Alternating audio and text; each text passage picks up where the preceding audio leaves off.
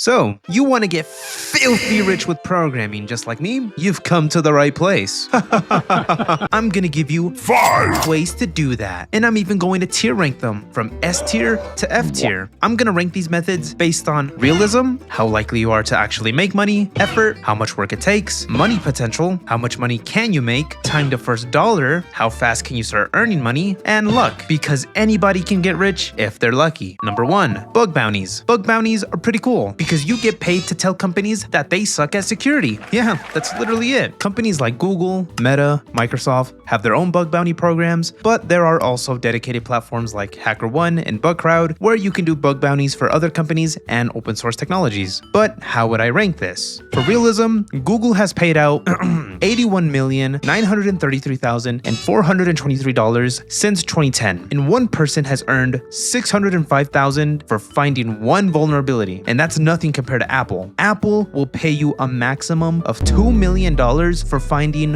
one critical vulnerability. $2 million. And HackerOne has paid over $380 million to users. So it's safe to say the money is very, very real. But it's not that easy. 12% of hackers on HackerOne were making $20,000 or more annually from bug reports, with over 3% making more than $100,000 per year, and only 1% making over $350,000 annually. I'm not a math genius or anything, but if we do the math here, this means 84% of users on HackerOne are making less than $20,000 a year. Now, this is in 2018, so I don't know how much this has changed, and I'm not a financial advisor or anything, but that is absolutely nothing. For realism, I'm gonna give it a 4 out of 10. For effort, this is not an easy side hustle. You essentially have to learn cybersecurity, and that is not easy. You have to put in a lot of hours understanding how security works. 8 out of 10. Money potential. There is a lot of potential to earn money from this. If you have like the greatest skills and you're like a main character, you can easily make millions a year. I mean, the fact that Apple is offering $2 million for one exploit, that's a lot. I'll give this one an 8 out of 10. Time to first dollar. It's gonna take a long time to start earning money from this because you have to spend a few months learning the fundamentals. Actually, I'm being pretty generous. It could even take a few years. And even then, it's gonna take you probably another few months just to find your first valid bug. It's not really the fastest way. 3 out of 10. Luck. I think luck can be pretty important because of timing. A company might release a new feature and maybe you're one of the first people to notice critical bugs, which means you get to submit a report and bada bing bada boom, you make some money. But once you start developing skills, you'll probably notice a lot of patterns, which will make it easier for future bug reports, so it's not that bad. I'll give luck, like a 4 or a 5 out of 10. Let's just do 4.5. Overall, making money from bug bounties is pretty difficult. I'll give bug bounties a C tier. You're probably better off with the next method, freelancing. Freelancing is pretty straightforward. You build things for people who can't build them themselves. Someone needs a website, someone needs an app, someone needs their janky WordPress site to stop breaking. Essentially, you gotta find clients, you fix or build the thing, get paid, and you move on to the next project. Realism. Honestly, if you know how to talk to people, you can make freelancing work. You just need to learn a skill that businesses need or don't want to learn themselves and then charge for it. The hard part isn't even the coding, it's getting clients. But once you get your first client, everything gets easier. 7 out of 10. Now, people will only hire you if you can prove you have the skills and you're actually valuable. They want examples, portfolios, proof that you can actually do this stuff. If you're doing something like web development or mobile development, an easy way to showcase your skills besides testimonials is design. Humans are suckers for good design. Most people would rather have something with less functionality, but it looks pretty, than something powerful, but it looks like garbage. It's shallow, but it's true. Since you're a programmer, you probably suck at design. I know I do. Programmers like to make things work, not make them pretty. Luckily, there are tools where you can find design inspiration and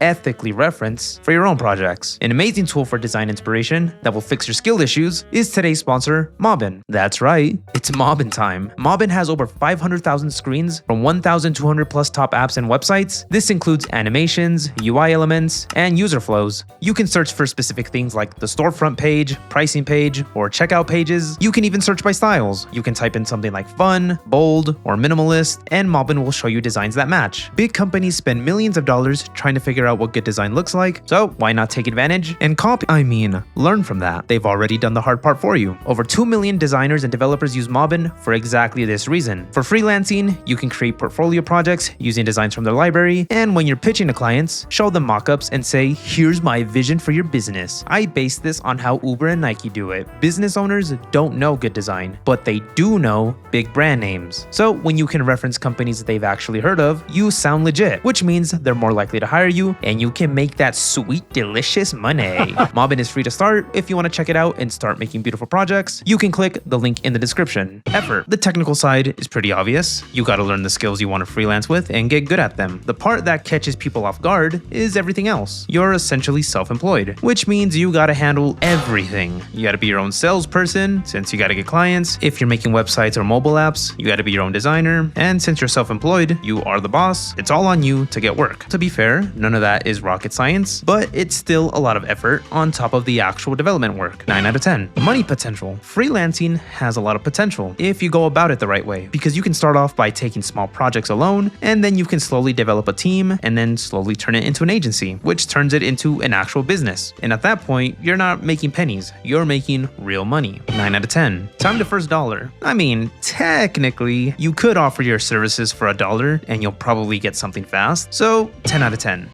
But realistically, this depends on how social and charismatic you are. For your first client, you won't have testimonials. You're just gonna have to pitch yourself with fake projects and convince them. Some people are just great at that and get their first client really easy, while others struggle for months. For this, it's less about the code and more so how you sell your skills. So this could honestly range from like 2 out of 10 to maybe like a 6 out of 10. Luck. The main luck factor here is the clients, but even then you don't need much luck, because this is a skill you can develop. You can get better at pitching yourself, getting better at presenting everything, getting better at communication, how you follow up. All of this can be learned and optimized. There are shortcuts for every part of this process, and the people who figure that out stop relying on luck here. So I'll give it a 3 out of 10. Freelancing is really not that bad if you want to go for a self-employed route. It's one of the most realistic ways to make real money with programming because the path is pretty clear. Learn a skill, find someone who needs your skill, and get paid for it. You just need to be good at what you do and decent enough at selling yourself. I'll give freelancing, honestly, an A tier. It's pretty good. Hackathons.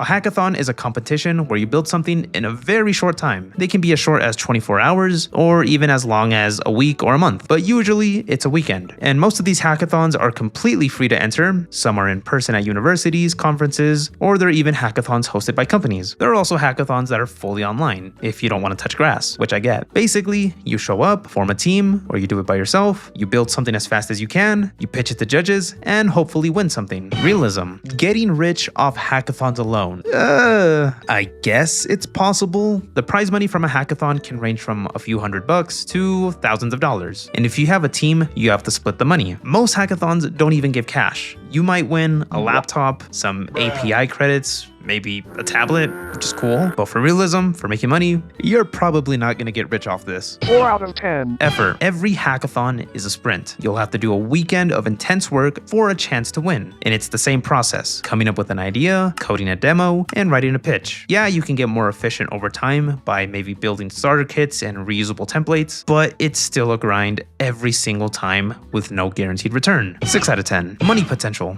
Big hackathons exist and they give a large amount of money, but there's not that many of them. The Bolt hackathon that was hosted last year was the largest hackathon ever, and they gave away over $1 million in prizes, where first place got $100,000. The winner built an AI-powered video editor, if you were curious. Now don't get me wrong, this is a lot of money, but relative to some other methods, this is chump change. 3 out of 10. Time to first dollar. Hackathons are really good here because you really just have to work for a weekend, which is way faster than other methods. Plus, someone can literally carry you and win it for you. I'll give it an 8 out of 10. Actually, I'll give it a 9 out of 10. Luck. Winning a hackathon might take a little bit of luck because there are some factors that are outside of your control. Who the judges are, what they value, which teams you're up against, whether your idea is good to them, the team you have. So I'll give luck like maybe 4 out of 10. Hackathons might not be a great way to make money, but I will say they are an incredible way to help your career. It's a great place for networking, for learning, and for building your portfolio, or even to meet a future co-founder. A lot of real companies actually started at a hackathon, but this video is all about making money and getting rich. For making money, hackathons are absolute garbage. F tier. The next method, a job. We all know what this is. It's simple and boring. There's no passive income here. You don't get to be your own boss. You don't get to say, I made $50,000 in my sleep. It's a job. You show up, you write code, you go to some meetings, clock your hours, and you go home and vibe. And honestly, for most people, that's enough. For realism, I mean, this is the path everyone takes when they're learning how to code. It's the most common, so it's safe to say it's the most realistic to people. Not everyone wants to be an entrepreneur. Some people just want to be really good at one thing, get paid extremely well for it, and have their evenings and weekends free. And the thing about a tech job specifically, it pays dummy well. If you're in the US at least. I'll give it like an 8 out of 10. Effort. Now this might not be a surprise to some of you, but getting a tech job is really hard. Depending on the job you want, you'll have to learn a lot of the fundamentals and specific skills, and then you have to make resume projects, and then you have to learn interview skills, which could take months of preparation, and then you have to apply to jobs, and even then it's not guaranteed you'll pass the interview. I'll give this 9 out of 10. If you need a resource to help you prepare, I recommend roadmap.sh. It gives you a roadmap on a whole bunch of different paths. And I also recommend my sick newsletter called Sloth Bites. Oh, you don't know what Sloth Bites is? Sloth Bites is my newsletter where every week I send you programming advice and news so you can stay up to date and become a better programmer. It's free and all I need is your delicious email. Thanks. Money potential. The entry level alone is more than most jobs. You can easily make 6 figures. And if you sell your soul to big tech and you do really good, you can even make millions. If you want proof, there's a website called levels.fyi where tech workers share how much they make. And most of them make bank. 6 figures, 7 figures, it's insane. But there is a limit. Unless you become the CEO, then there's a lot of potential there, but I'm not counting that. 7 out of 10. Time to first dollar. Some of these career paths require college degrees, which can take like 4 years, so that's a lot of time. And if you want to do research or AI and machine learning, you have to do even more time because those jobs usually need a master's or even a PhD, which adds another, 4 to 6 years, which makes it like 8 to 10 years of schooling. No big deal. But technically, you could self-study and find a job without a degree. It's going to be way harder, but it is possible. But overall, I'm gonna give this like a 1 out of 10 to maybe a 3 out of 10, depending on what you do. Luck. Now, some of you might disagree with this, but I think there's not too much luck into getting a job. Sure, maybe you're the engineer's dad, or you know somebody. Maybe your dad's the CEO, but besides that, the actual process for most people is pretty structured. You study, you prepare, you interview, and you get hired. Sure, it might take a while to get the job, but when you really break it down to the essential steps, this is it. So just because of how structured it is, I'll give this a 3 out of 10. Overall, a job does require a lot of time and effort, but there is a lot of resources to prepare. Once you get that first job, you're basically set. You have a stable income, paycheck comes in every 2 weeks, and having a job makes it easier to apply to other jobs since you now have experience. Plus, a job will give you an advantage for literally every other method in this video. Overall, while a job might take a lot of time and effort, the payout and potential is worth it for most people. So for that reason, I'm gonna give a job an S rank. Do I work a regular job? Oh no, that's stupid. Why would I do that? Software as a service. Ah yes, SaaS. You build an app, you charge people monthly, and you wake up to money. There's people making 100K in a month. They get to be digital nomads. Total freedom. Every tech bro's dream. But it's a dream for a reason. Realism. Look, it's possible. A lot of people have done it. Statistically, your first SaaS will probably not work. For every successful person, there's hundreds of people that failed. Most ideas don't work. You really have to go in knowing the odds are against you. I'll give this like a 4 out of 10. Effort. Same thing as freelancing. You're the developer, you're the marketer, you're the customer support team, you are the designer, you're the CEO, all at the same time. 9 out of 10. Money potential. Every other method on this list has a ceiling. There is only so many hours in a day you can work. Only so many bugs you can find. Only so many client projects you can work on at the same time. But SaaS doesn't have that. You can build it once and it keeps paying you whether you're working on it or not. A customer that signed up 6 months ago could still be paying you today. And the amount of money that some people make from this is genuinely insane. Hundreds of thousands of dollars a month to even millions. A successful SaaS isn't a side hustle anymore. It's a business. 10 out of 10. Time to first dollar. You could technically get a customer right away. You don't even have to build the thing yet. You could just have a waiting list